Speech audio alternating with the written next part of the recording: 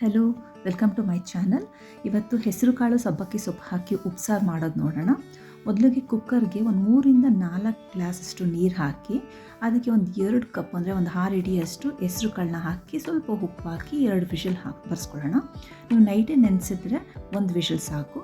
So 1 ಕಟ್ಟಷ್ಟು ಹೆಚ್ಚಿರೋ ಸಬ್ಬಕ್ಕಿ ಸೊಪ್ಪು ಹಾಕ್ಬಿಟ್ಟು ಒಂದು 5 ನಿಮಿಷ ಬೇಯಿಸ್ಕೊಳ್ಳೋಣ.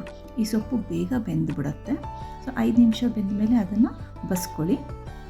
ಸೊ ಇವಾಗ ಮಸಾಲೆಗೆ ಒಂದು ಸಣ್ಣ ಜಾರ್ಗೆ ಜೀರಿಗೆ 1-3 ಸ್ಪೂನು, ಮೆಣಸು 1 ಸ್ಪೂನು, ಒಂದು 8 ಬೆಳ್ಳುಳ್ಳಿ ಹೆಸಲು, ನಿಂಬೆಹಣ್ಣು ಗಾತ್ರದಷ್ಟು ಹುಣಸೆಹಣ್ಣು ಮತ್ತು ಮೆಣಸಿನ್ಕಾಯಿ, 1 ಸೌಟು ಬೇಯಿಸಿರೋ ಸೊಪ್ಪು ಕಾಳು, ಕೊತ್ತಂಬರಿ 1 ಹಿಡಿ, ಸ್ವಲ್ಪ ನೀರು ಹಾಕ್ಬಿಟ್ಟು ನುಣ್ಣಗೆ ರುಬ್ಕೊಳ್ಳಿ.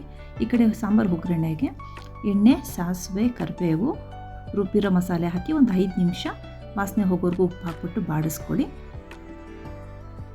ಸೊ ಈಗ ಬಸ್ತಿರೋ ನೀರನ್ನ ಹಾಕಿಬಿಟ್ಟು ಚೆನ್ನಾಗಿ ಮಿಕ್ಸ್ ಮಾಡಿ. ಇದು ಆಲ್ರೆಡಿ ಎಲ್ಲ ಬೆಂದಿರೋದ್ರಿಂದ 1 ಕುದಿ ಬಂದರೆ ಸಾಕು, ಸಾಂಬಾರು ರೆಡಿ ಆಗುತ್ತೆ.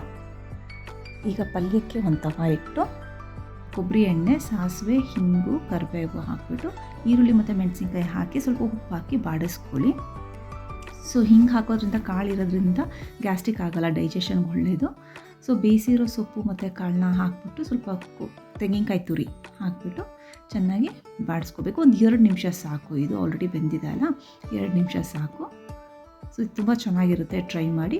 ಸೊ ಬಿಸಿ ಬಿಸಿ ಅನ್ನಕ್ಕೆ ತುಪ್ಪ ಹಾಕ್ಬಿಟ್ಟು ಸರ್ವ್ ಮಾಡಿ, ಚೆನ್ನಾಗಿರುತ್ತೆ. Thank you.